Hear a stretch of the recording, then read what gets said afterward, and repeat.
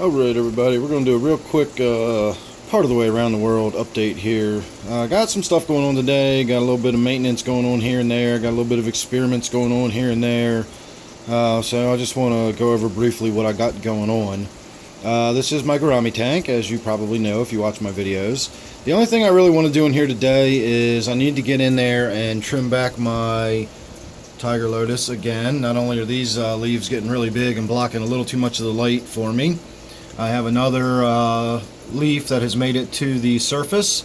I've mentioned before, I'll mention again, if you do have one of these tiger lotus or any kind of water lily really, once it sends a shoot up to the surface and it finds that surface, I guess it tells by the oxygen, from then on every single shoot it sends up will be straight for the surface, and you will no longer have a nice leafy plant in your tank. You'll have this long leggy thing that sends these shoots all the way up to the surface. So I want to get in there and trim that way back, kind of let it get started again and let it bush out around the bottom. Might scrape the glass down or wipe the glass down a little bit. It is getting a little green for me. I'm not really going to do a lot with this tank until I get some new lighting on it. I don't have the money for new lighting right now, so I'm kind of waiting on that. Once I do and I get some better lighting on here, then I'm really going to get in there and do some cleaning and get a lot of that algae out of there. I've already shot a video discussing the lighting and why the lighting affects the algal growth and so on and so forth. I'll attach a card if you're interested in watching that one. Not really going to do anything here in the angelfish tank today. Not really doing anything in the T-bar tank. But while we're in this corner, I do want to point out that I've got my fan on. It's a very warm day. It's early spring now, or it's almost spring technically, but it's about 70 degrees out. And I've got the, house venting out. So I've shot some video recently where I talked about CO2 levels down here in my basement and how they elevate, and I've actually done some experimenting where I've taken some water upstairs and it did in fact degas overnight, and we saw a noticeable shift in the pH because of the loss of the CO2 in there. So now I'm actually beginning to wonder, with this fan on and now that I'm venting out the basement, I know that I'm at least cutting the CO2 levels in half down here, probably reducing it by 2/3 again. So is that going to affect my tanks? I'm scratching my head. Last summer I didn't have that, amount of knowledge. I didn't have that much experience, so it never crossed my mind. I didn't know that was something that happened last year at this time. So now that I do, I think I'm going to do a little bit of experimenting with that, see if we can't come up with any definitive answers as to whether or not I'm bouncing my pH around simply by opening and closing my windows and turning the fan on and off. That's going to be interesting to see. Nothing really going on here in the brackish tank. I might do a water change today. It's getting a little dirty in there. I just made up a batch of brackish water. It's always good to let that sit for a while. Even though the salt looks dissolved, it does take time for it to chemically change into brackish water.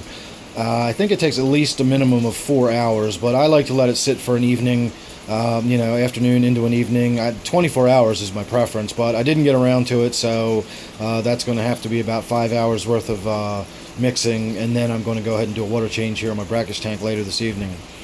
The noise you hear over here is my 40 breeder. I'm still cycling this in. I'm getting there. I have no ammonia, but my nitrites are through the roof.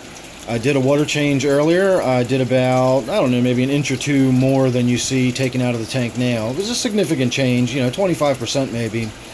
And I tested the nitrites again afterwards, and there was no change in the color in the vial. It was just bright purple, off the charts.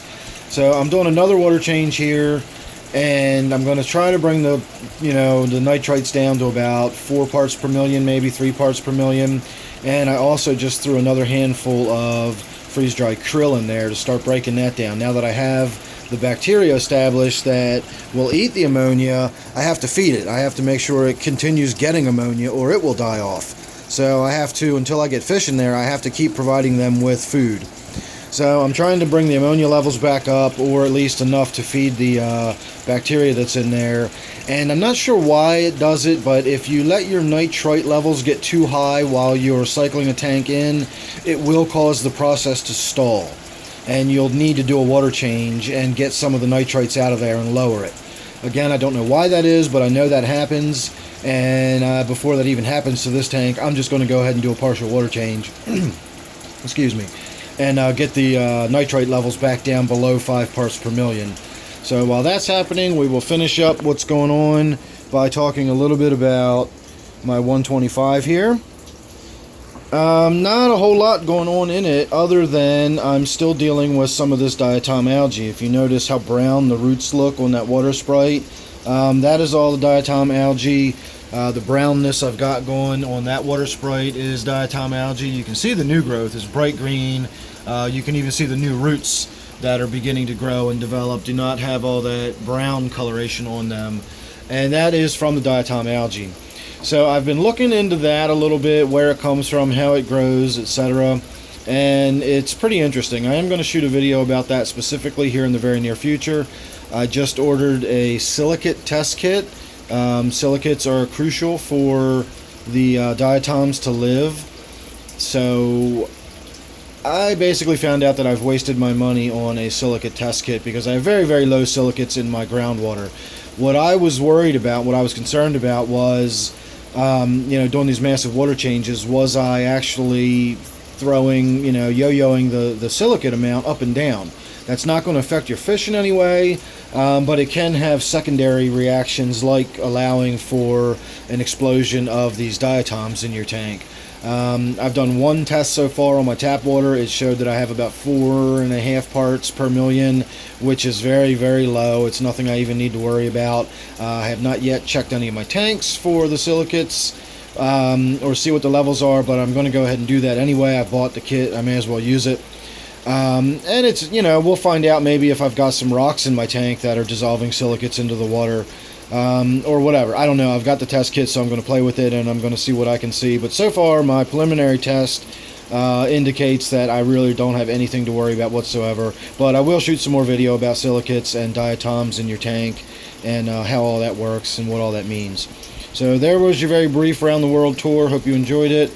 Look forward to some more updates on the nitrogen cycle that's happening here on my 40. Look for some updates coming up on my brackish tank real soon. And then, of course, once I get my new lighting over here on the gourami tank, we're going to talk a lot more about lighting, and we're going to talk a lot more about algal growth, algae problems, cyanobacteria, and the works. So stay tuned for that as well. Go ahead and subscribe if you're not already. That way you won't miss anything I got coming up. And thank you for watching this one, and I will see you real soon on the next one.